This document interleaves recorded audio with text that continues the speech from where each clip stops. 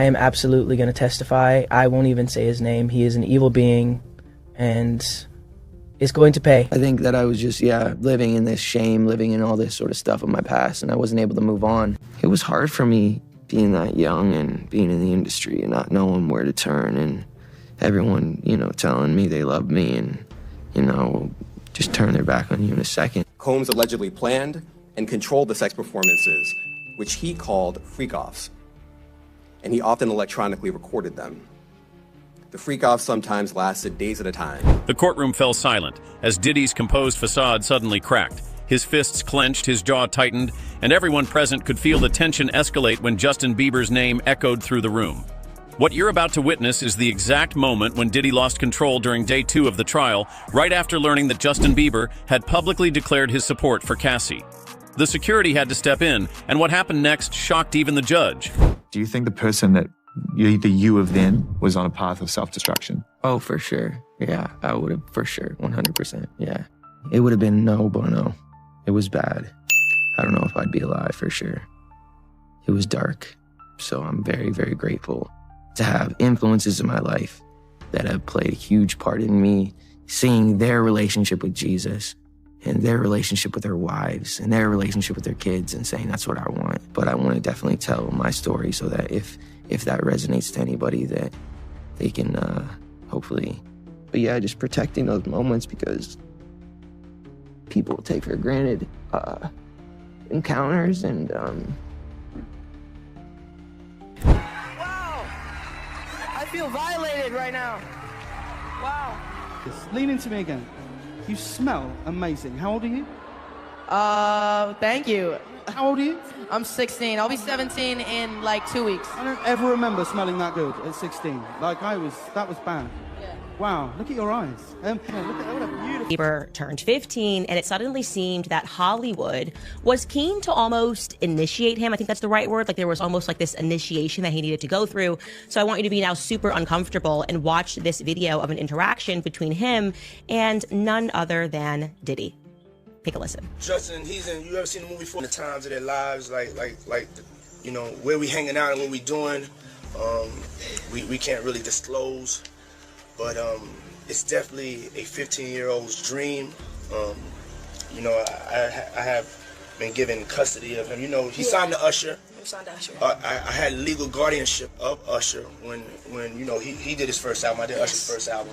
I don't have legal guardianship of him, but for the next 48 hours, he's with me. So and we gonna go full.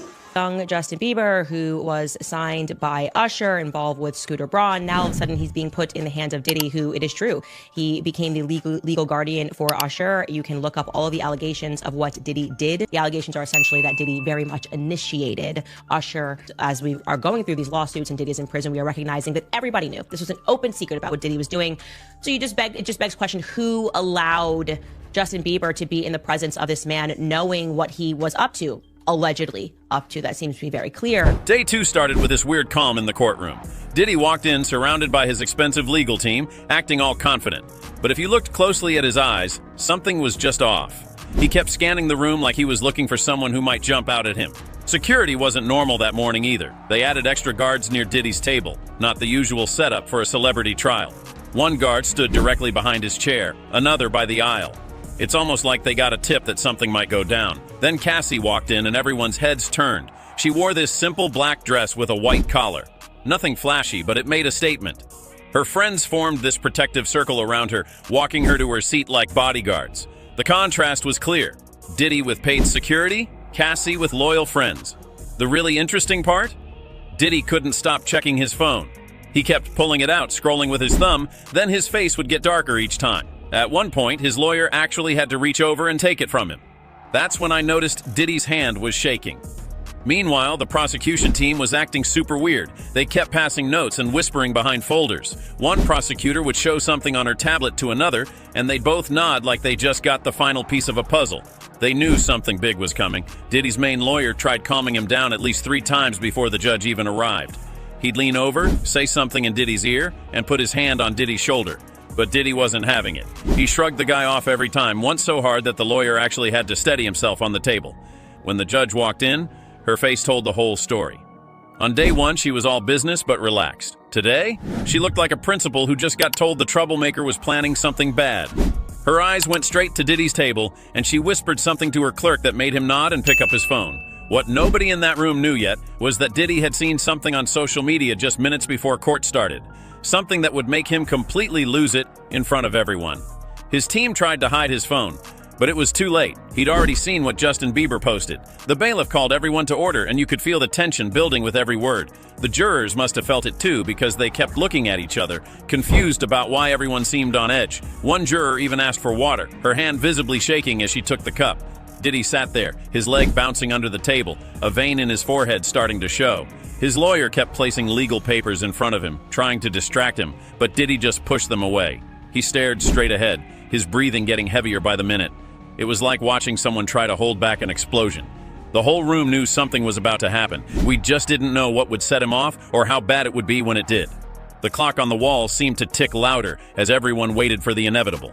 Diddy's perfect image was about to shatter in front of the entire courtroom. Yeah, so, yeah. I just want to protect her, you know?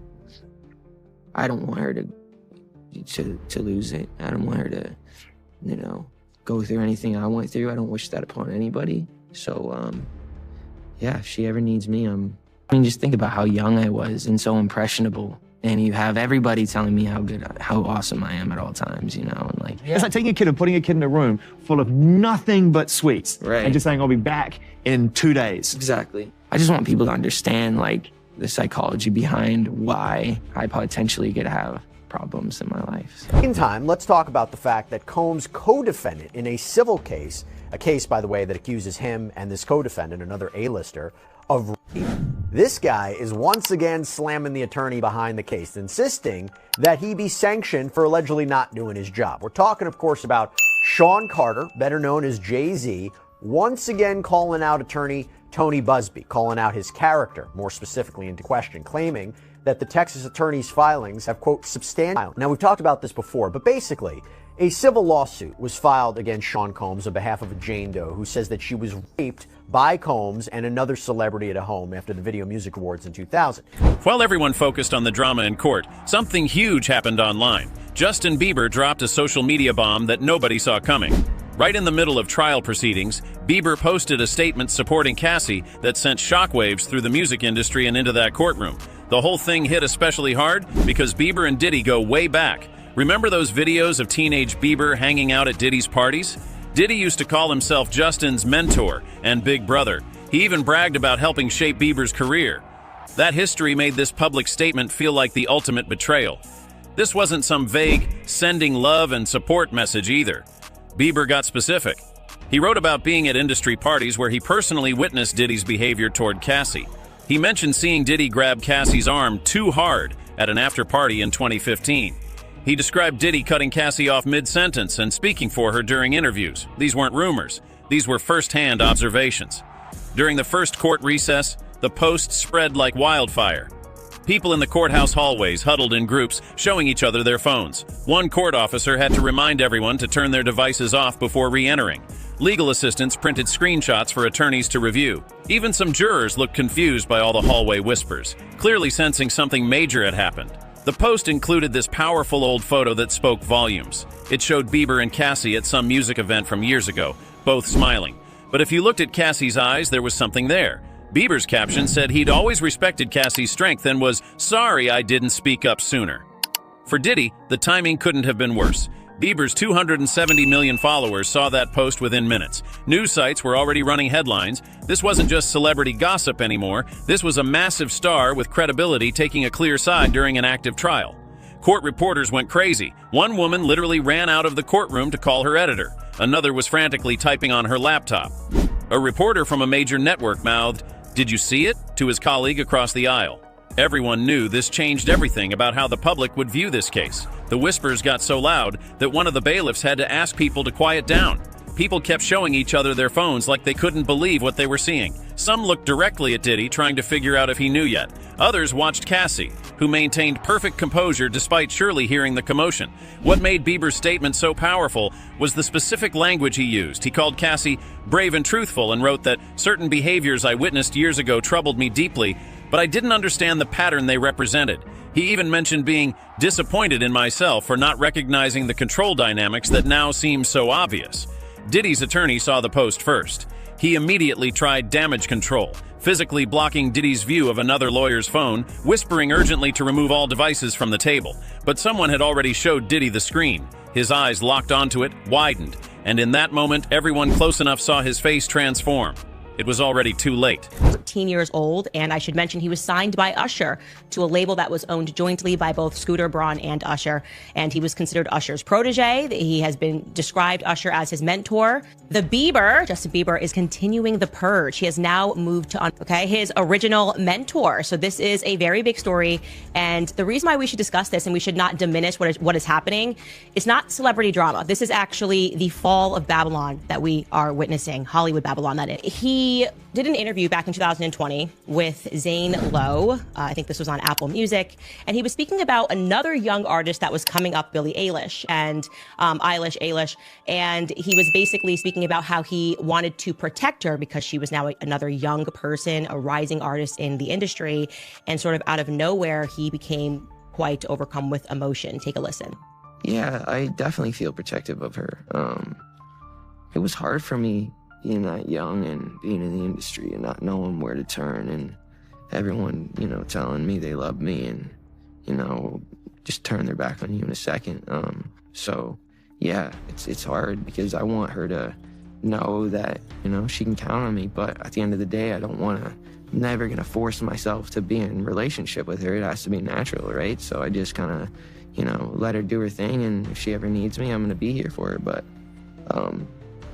yeah, just protecting those moments because people take for granted. I'm not even kidding. Watching that clip makes me emotional because he is saying so much without really saying anything. Protect Billie Eilish from what? From who? When Diddy saw Bieber's post, his face changed like someone flipped a switch. First came this look of total shock. His eyes got wide and his mouth actually hung open. Then his eyebrows pulled together as the betrayal hit him. But the scary part was watching that transform into rage. His nostrils flared, and his jaw clenched so tight you could practically hear his teeth grinding. A woman sitting 3 rows back later told reporters that Diddy's hands started shaking uncontrollably. He tried to grab some papers his lawyer handed him, but he couldn't even hold them steady. They slipped right through his fingers and scattered on the floor. That's when everyone started staring. The first real warning sign came when Diddy suddenly stood up. It wasn't a normal, I need to stretch stand-up. It was abrupt and aggressive. The bailiff, who'd been watching him closely all morning, immediately took a step forward. You could tell this wasn't the bailiff's first rodeo with someone about to lose it in court. Then Diddy said something that people in the front rows could hear clearly. After everything I did for that kid, loyalty means nothing anymore. Then something about consequences that made his lawyer physically grab his arm and yank him back into his seat. The lawyer whispered something urgent in his ear, but Diddy just shook his head. His breathing got heavy and labored, like he'd just run upstairs. Court sketches from that moment are honestly disturbing. The artist captured Diddy's expression perfectly. The bulging eyes, the clenched jaw, veins showing in his neck. One sketch artist said she'd never drawn anyone looking so intense in her 12 years covering trials. The prosecutors weren't missing any of this. The lead prosecutor made this subtle hand signal to her assistant, who immediately got up and slipped out the side door. Later, we found out she was telling their team to prepare a specific witness earlier than planned, someone who could speak directly to things Bieber had mentioned in his post. The security guards in the room had this silent conversation with just their eyes. 2 of them shifted positions, moving closer to Diddy's table without making it obvious. One guard actually unclipped something on his belt, not drawing a weapon, but making sure he could access it quickly if needed. Diddy's whole vibe changed completely. All through the first day and early that morning, he'd been Mr. Cool, sitting up straight, occasionally taking notes, nodding confidently. Now, he looked like a completely different person. He kept fidgeting, running his hand over his face, loosening his tie like it was choking him. Then came the moment that made everything worse. Diddy suddenly slammed his hand on the table, knocking over a water glass that shattered on the floor. As people jumped at the noise, he whispered something that the court reporters sitting nearby clearly heard. "I'll make sure he never works in this town again. Neither of them will." His lawyer actually had to wrap an arm around Diddy's shoulders to keep him in his seat. The judge wasn't having any of it. She banged her gavel and called for an immediate 15-minute recess. But that break only gave Diddy more time to stew in his anger as his legal team huddled around him, their faces showing pure panic. Those 15 minutes would prove to be exactly what Diddy didn't need. Time to get even more worked up before Cassie resumed after the recess. Something about Cassie had changed. She walked to the witness stand with her shoulders back and her head high. Instead of staring at the floor like she did on day one, she looked right at the jury members. She didn't try to avoid Diddy's eyes either. She just acted like he wasn't special enough to worry about. Her testimony started with evidence nobody had seen before. The prosecution showed text messages from Diddy to Cassie that made people in the courtroom gasp. In one exchange from 2016, Diddy sent 17 messages in a row demanding to know why she hadn't answered her phone. Another showed him asking for her exact location, down to which room she was in at a hotel. "I need to know where you are every minute," one message read. "That's the deal if you want to keep your career." The room got so quiet you could hear the ceiling fans when Cassie described how Diddy controlled who she could talk to in the industry. "He had a list of male artists I wasn't allowed to speak with unless he was present," she testified. "Justin Bieber was one of them. When I asked why, he told me not to question him. When I did anyway, he grabbed my arm in front of everyone at the after party and whispered that I'd regret it." Cassie's voice never shook or wavered. She spoke clearly about being isolated, monitored, and controlled. The pattern she described matched exactly what Bieber had just shared online: the monitoring, the public control, the private threats. Each detail she provided backed up his statement, making it seem like they had coordinated stories. Though Cassie testified she hadn't spoken to Bieber in years, when the prosecutor asked why she hadn't come forward sooner, her answer hit hard.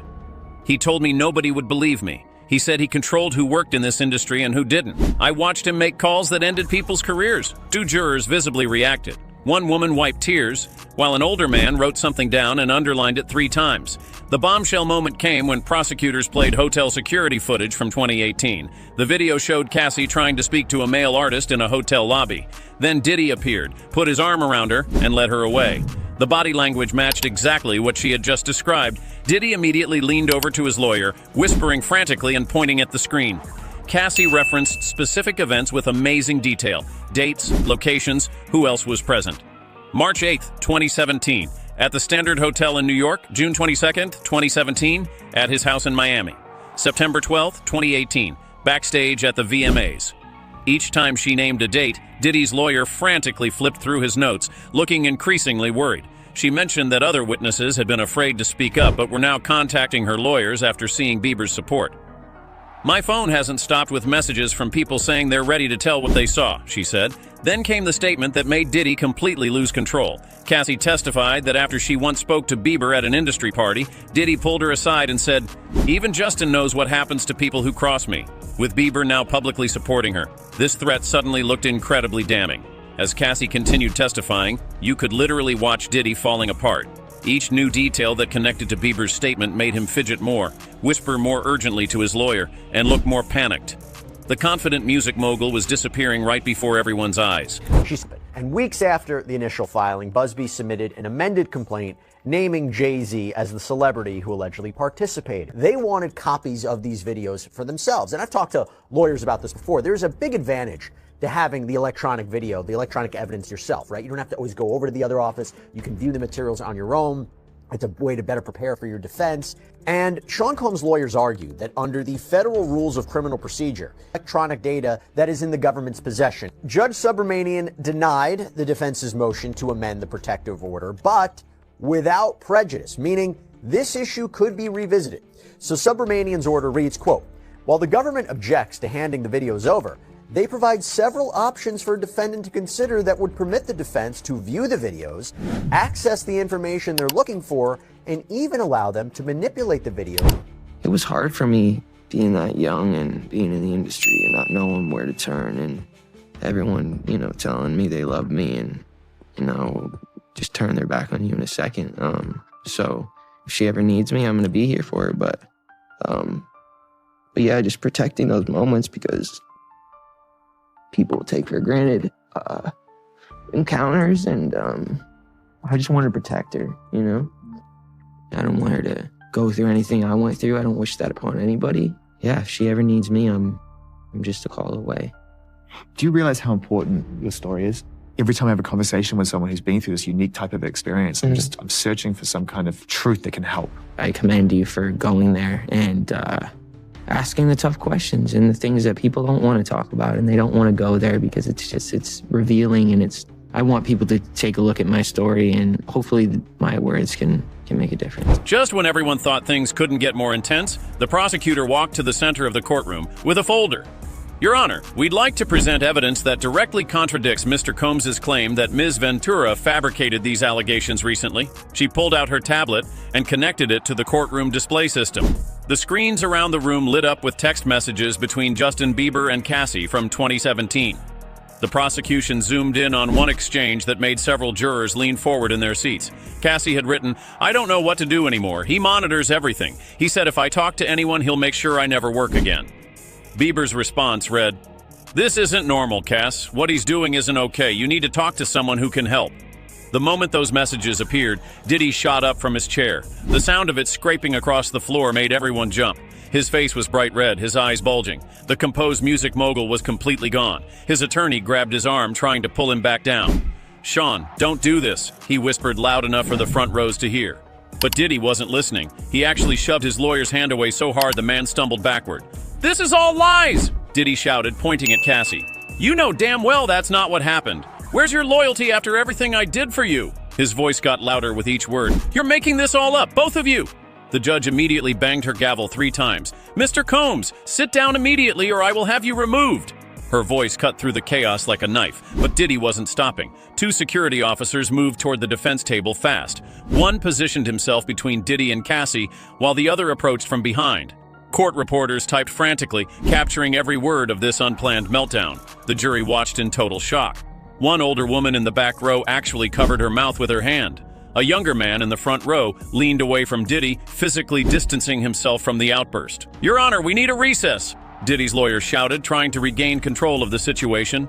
But Diddy was already turning toward the evidence screen, pointing at the messages. "Those are fake. They fabricated those messages." He was gesturing wildly now, his voice echoing off the walls. "This is a setup. Justin never said that." The evidence was devastating to Diddy's case. These messages from 5 years ago completely contradicted his claim that Cassie made up allegations to get money or fame.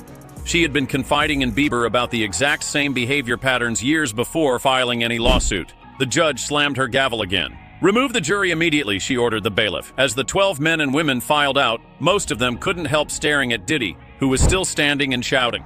The security guards moved in, one on each side of him. "Sir, you need to calm down now," one said firmly, placing a hand on Diddy's shoulder. For a moment, it looked like Diddy might actually shove the officer too. Instead, he finally fell silent, breathing hard as the reality of what just happened seemed to hit him. The damage was done. The controlled image Diddy had maintained for decades had shattered in front of everyone. And as the security officers stood guard at his sides, the world got to see a very different side of the music mogul, one that made Cassie's allegations suddenly seem far more credible. With the jury safely out of the room, Judge Marlowe didn't hold back. She stood up behind the bench, pointed directly at Diddy, and delivered the smackdown of the century. "Mr. Combs, this is a court of law, not a recording studio.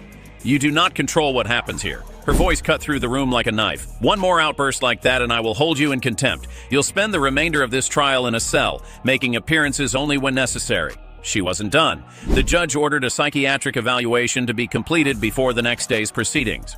Then she imposed new security protocols. 2 officers would remain within arm's reach of Diddy at all times. His lawyers couldn't even speak to him without an officer present. His phone privileges were completely revoked. Diddy's legal team huddled in the corner of the courtroom like a football team down by 40 points. The head attorney kept shaking his head while another one made frantic calls. A third lawyer was desperately writing notes, occasionally looking up at Diddy with a face that screamed, "We're in trouble." Their body language told the whole story. They knew their case had just taken a massive hit. When the jury came back in, their reactions were impossible to miss. A middle-aged woman in the front row physically shifted her chair slightly away from the defense table. An older man who had been taking detailed notes now sat with his arms crossed, pen untouched. Most telling was juror number 8, a young professional who had smiled at Diddy on day 1 but now wouldn't even look in his direction. Meanwhile, the prosecution team maintained perfect poker faces, but you could tell they were pleased. The lead prosecutor organized her papers calmly, occasionally glancing at Diddy with what looked like satisfaction. Her assistant even had to hide a small smile behind her hand at one point. Security didn't mess around for the rest of the day. 2 officers stood directly behind Diddy's chair, not even pretending to be casual anymore. Another stood at the courtroom door, hand resting on his belt. The message was clear to everyone. They weren't taking any chances with Diddy's behavior. Legal experts sitting in the gallery couldn't contain themselves. A former federal prosecutor whispered to the person next to him, "He just lost right there." Law professors who'd come to observe the case were writing frantically in their notebooks. One defense attorney from another high-profile case shook his head and muttered, "Amateur hour." Through it all, Cassie was a statue of composure. She sat with perfect posture, hands folded in her lap, expression neutral. When Diddy had his outburst, she didn't flinch, didn't react, didn't give him the satisfaction of showing fear. The contrast couldn't have been more striking, her complete control versus his total lack of it. As day 2 wrapped up, the difference from the morning was dramatic. Diddy had strutted in like he owned the place, designer suit crisp, smile confident. Now he shuffled out with his tie loosened, surrounded by lawyers who looked like they'd aged 10 years in one afternoon. His eyes stayed on the floor, avoiding the reporters who packed the hallway.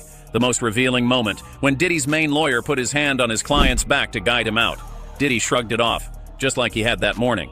But this time, it wasn't from confidence. It was from defeat. What we saw in that courtroom wasn't just about evidence, it was about character. Cassie stayed calm and strong, while Diddy completely fell apart when Justin Bieber took her side. Their true personalities came out under pressure. Let's be real. The jury watched Diddy lose control and threaten people in open court. That moment probably decided this case already, no matter what other evidence shows up later. The biggest question now? Who else will speak up?